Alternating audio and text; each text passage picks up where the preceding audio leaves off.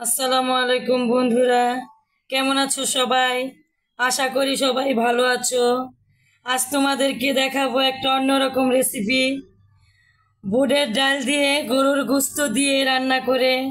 তো রেসিপিটা দেখার জন্য তোমরা সকলেই আমার পাশে থাকো। প্রথমে বুটগুলো ভালো করে সিদ্ধ করে নিতে হবে।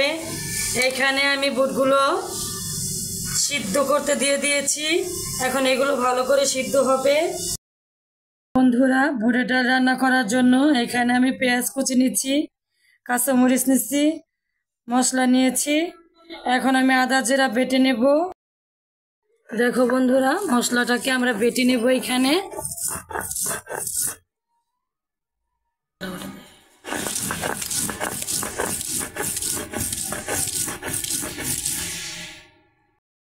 এই যে দেখো বন্ধুরা, বুটের ডালগুলো আমার সিদ্ধ হয়ে গেছে। এখন এইগুলো আমি অন্য একটা পাত্রে ঢেলে নেব।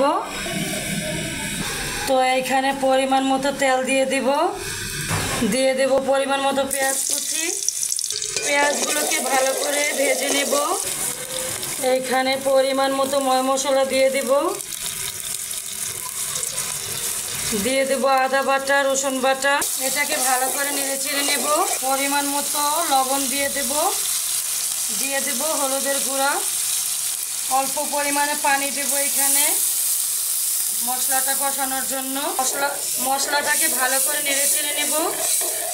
এখন এটাকে কষানোর জন্য দিয়ে দেব আমরা।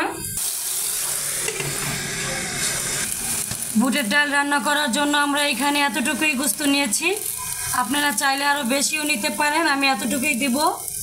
এই যে দেখো বন্ধুরা, মশলাটা আমার কষানো হয়ে গেছে।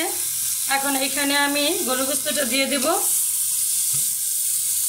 এটাকে ভালো করে নেড়ে চেড়ে নিয়ে তারপরে কষানোর জন্য একটু ঢেকে দেব কিছুক্ষণের জন্য। বন্ধুরা, গোশতটা আমার সিদ্ধ হয়ে গেছে। এখন এখানে আমি ডালগুলো দিয়ে দেব। এই যে নিলাম, ডালগুলো ঢেলে দেবো এখানে। তারপরে ভালো করে নেড়ে চেড়ে নেব এগুলোকে। এই যে দেখো, ভালো করে নাড়াচাড়া হয়ে গেছে। এখন এখানে আমি পরিমাণ মতো পানি দিয়ে দিব। এখন এটা ভালো করে হওয়ার জন্য এটাকে ঢেকে দেব, ভালো করে সিদ্ধ হওয়ার জন্য। এই যে দেখো, আমার বুটের ডাল রান্না হয়ে গেছে। তো তোমরা চাইলে তোমরাও এইরকম রান্না করে বাড়িতে ট্রাই করতে পারো। আর আমার ভিডিওটা যদি তোমাদের কাছে ভালো লেগে থাকে তাহলে তোমরা বেশি বেশি লাইক সাবস্ক্রাইব করে আমার পাশেই থেকো। তোমাদের ভালোবাসায় আমি এগিয়ে যেতে চাই। আল্লাহ হাফেজ।